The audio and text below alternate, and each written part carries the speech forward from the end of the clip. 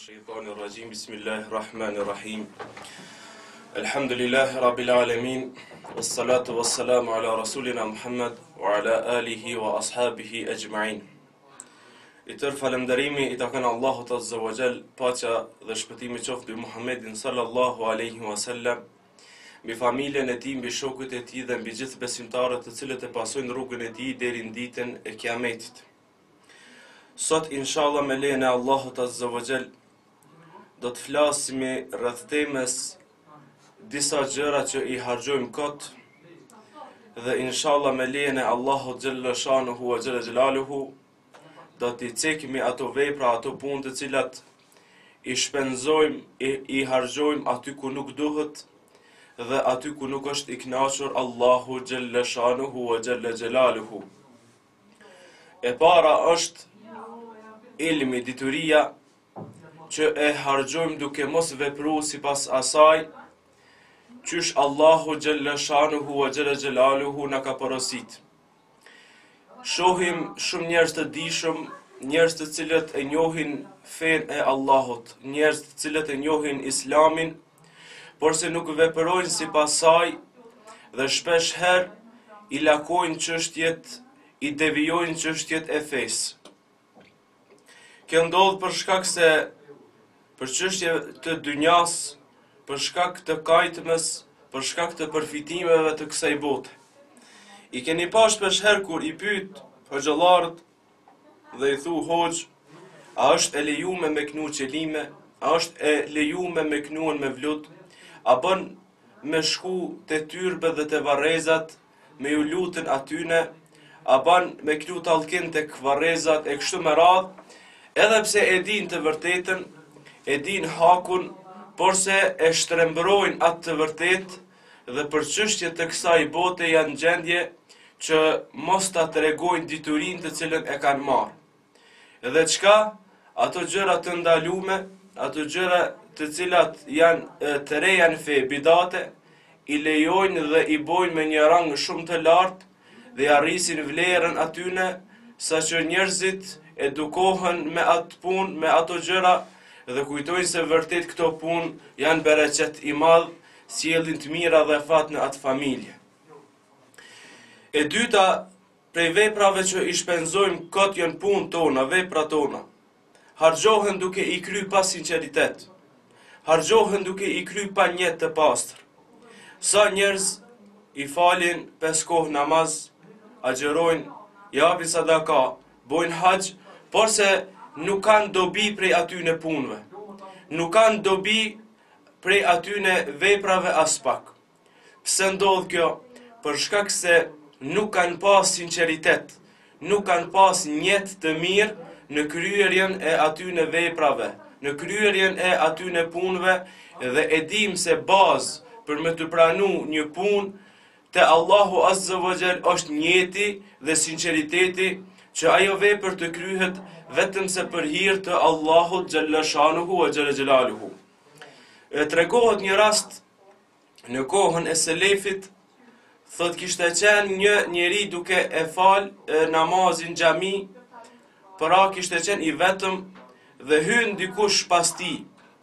Dhe ky që ka qenë duke u fal e vren që dikush hyri nder dhe po falet dal gadal, po e bën në rukun mirë, po e bën në sejdën mirë, po rrin në tehijat mirë, dhe kështu kur jep selam, ky i cili hyri pas tij po e shikon dhe po i merr lakmi, thot mashallah, çfarë namazi kaq të mirë, kaq të ngadalshëm po bëj ka ky njeri, ky filan. Dhe kur jep selam e pyet, thot o filan, mashallah, sa mirë po falshe, çfarë namazit mirë ke bën? Hedha, përveç që jam fal mirë, tha jam edhe duke agjeru. Tha kjo e dyta, ta prishi edhe qatë parën. Po kjo lavdi që e bane ti, se jam edhe duke agjeru, e shkatroj edhe qatë parën.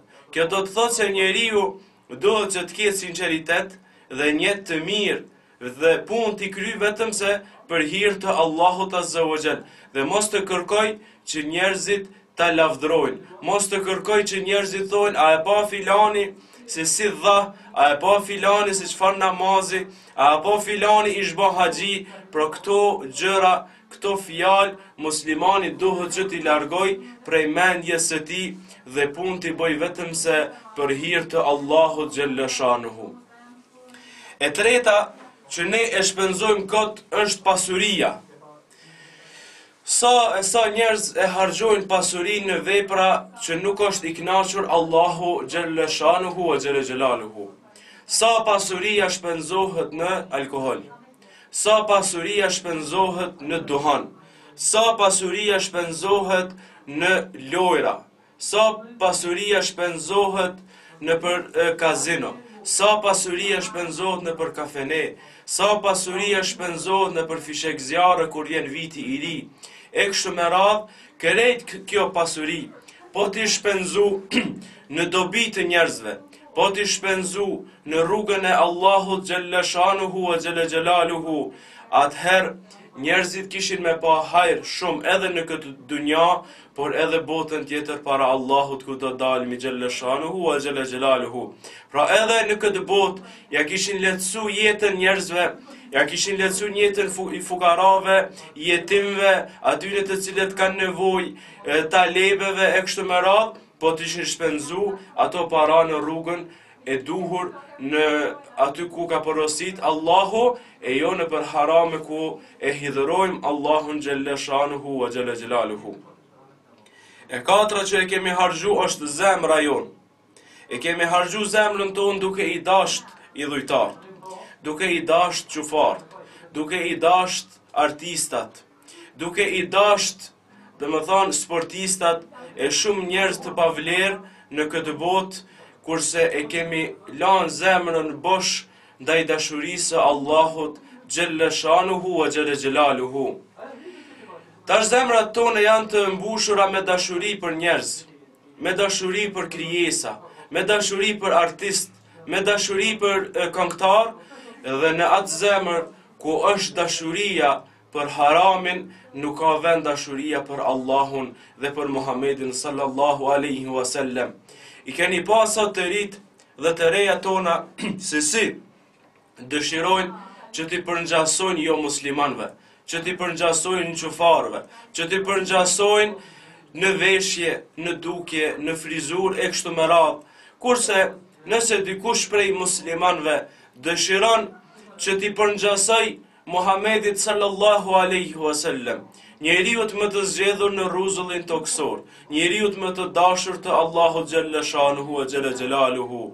Pra nëse dëshiron me i përngjasu, e qysh i përngjasohet Muhammedit alayhis salam, i përngjasohet në anën e jashtme, në pamjen e jashtme, duke pas mjekër, duke pas pandolla të shkurt, duke e fal namazin ashtu qysh e ka fal Muhammedi sallallahu alaihi wasallam. Pra nëse i shef që dikush po don me e pasu Muhammedin alayhis salam, i shef njerëzit se menjëherë fillojnë që ta sulmojnë, fillojnë që ta etiketojnë, fillojnë që të flasin se shiko filani se çka i shba, po subhanallah, ai po don me e pasu Muhammedin alayhis salam dhe jo po e sulmoni, kurse sa njerëz i pasojnë qofarët, i pasojnë jo muslimanët, edhe kjo nuk i pengon askujt dhe nuk i kundërshton ata askujt.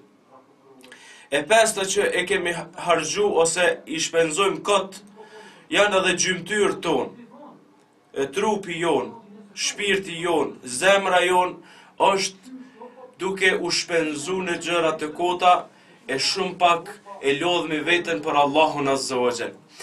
Sikurse trupin tonë ta kishim i lodh për Allahun, sikurse qysh e lodhim për një lojë futbolli, për një lojë të cilën shkojmë dhe luajmë dhe djersitemi, i gjithë trupi djersitet, lodhemi dhe mezi presim me shku në për shtëpia tona dhe me pushu. Sikurse në këtë formë, ta kishmi lodh trupin ton, duke i ba namaz Allahut, duke e adhuru Allahun xhalla shanuhu wa xhalla xhelaluhu. Wallahi dhe billahi, ftyra jon kish me ba drit prej nurit dhe dritës së imanit të zemrës ton. Kish me na zbukuru ftyra jon, kish me shëndrit ftyra jon prej imanit, dhe vallahi kish me na dasht Allahu Azza wa Jall, kish me na afru afër vetës Allahu Azza wa Jall, kishin me na dasht edhe krijesat e Allahut subhanahu wa ta'ala. Sikurse lukthi jon, barku jon të jetë i unt për shkak të agjerimit, sikurse qysh njerëzit e lanë të unt barkun e tyne për shkak të dietave, vetëm e vetëm për të dobësu dhe për të dokë ma mirë në këtë dunja, do t'i kishmi punët shumë ma mirë vallahi, do t'jeshmi prej xhenetlive dhe do t'jeshmi prej të dashurve të Allahut Gjelle Shanuhu wa Gjelle Gjelaluhu. Por jo, vëllezër dhe motra të ndarshëm besimtar, kur është çështja për çështjet e fesë, për punët e islamit, për me e fal namazin, jemi shumë përtac, nuk kemi kohë, lodhemi shpejt. Kur o puna për agjerim, një muj, jemi shumë të dopt, unë nuk muj me agjeru, nuk muj me nejt pa ushqim dhe pa pije, kurse kur të shiron me i hek disa kilogram, për me udok ma mirë, për me të nejt robat ma mirë, për më dok ma bukur, është në gjendje me mujtë të tërë, me hynë për dieta strikte, rigoroze, vetëm e vetëm për të duk ma mirë tek njerëzit, kurse kur është çështja për Allahun Azza wa Jall, që ta lodhmi trupin dhe shpirtin ton, atëherë jemi shumë përtac dhe nuk jemi në gjendje që të sakrifikojmë për hir të Allahut Azza wa Jall. E gjashta që e shpenzojnë akot është koha jonë. Kohën ton e shpenzojmë shumë në gjëra të cilat nuk kanë dobi. Shumicën e kohës ton e shpenzojmë në për internet, e shpenzojmë në për Facebook, e shpenzojmë në për lojra, e shpenzojmë domethënë duke shiku filma, e shpenzojmë duke shiku lojra të futbollit, kurse kur i vjen koha për namaz, nuk gjejmë kohë.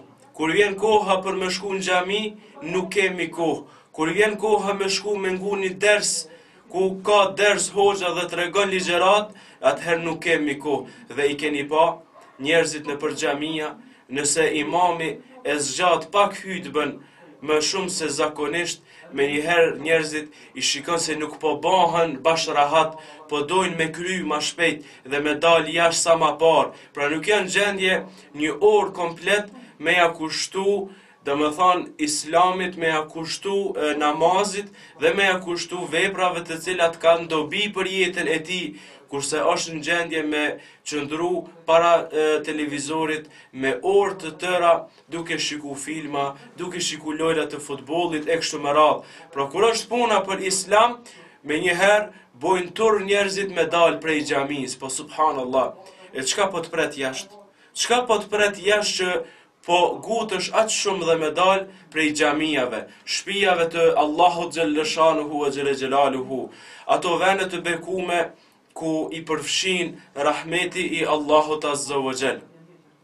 Thot pejgamberi sallallahu alaihi wasallam, engjëjt e melaiket e Allahut Azza wa Jall shetisin në për dunja, në për tokë, dhe shikojnë të bime ku janë të bu njerëzit dhe e përkujtojnë Allahun Azza wa Jall. Dhe thot afrohen mbi kokat e tyne, mbi kokat e xhamatlinjve, edhe lutën për ta dhe thojnë, o Allah, fali këta njerëz, o Allah, fali këtë xhamat që është të bu këtu dhe kërkon faljen tane, kërkon prej teje diçka, o Zot, jep ju ato shka e kërkojnë prej teje, o Zot, pra bojnë dua për ata njerëz të cilët janë të bu me e përkujtu Allahun, me e fal namazin, kurse ne, fatkeqësisht prej imanit të dopt, kemi qef sa më shpejt dalmi prej xhamijave. Sikur se ta kuptojmë se i kemi engjëjt me laiket mbi kokat tona dhe lutën për neve dhe Allahu ja pranon lutjen atyne pa fije dyshimi,